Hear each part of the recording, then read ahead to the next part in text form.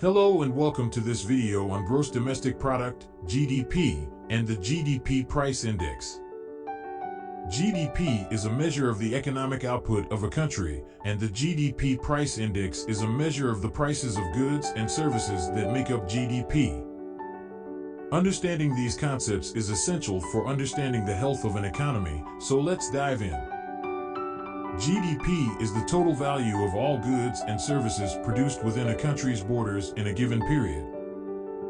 Let's take an example. Let's say that in 2022, the United States produced $22 trillion worth of goods and services, including things like cars, software, and healthcare services. This $22 trillion is the GDP of the United States in 2022.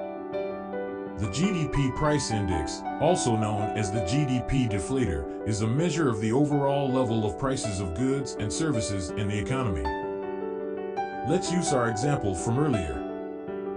If the prices of the goods and services produced in the United States in 2022 were, on average, 10% higher than they were in the base year, which is usually said to be a few years in the past, then the GDP Price Index for 2022 would be 110.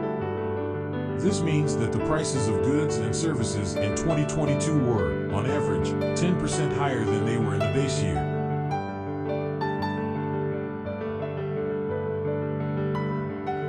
The GDP Price Index is important because it allows us to measure the real growth of an economy rather than just the nominal growth. Let's say that the GDP of the United States in 2021 was $20 trillion, and in 2022 it was $22 trillion.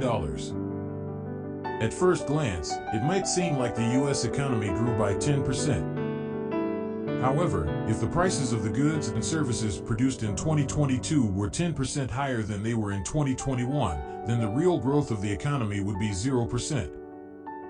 By using the GDP Price Index to adjust for changes in prices over time, we can get a more accurate picture of how much an economy is really growing.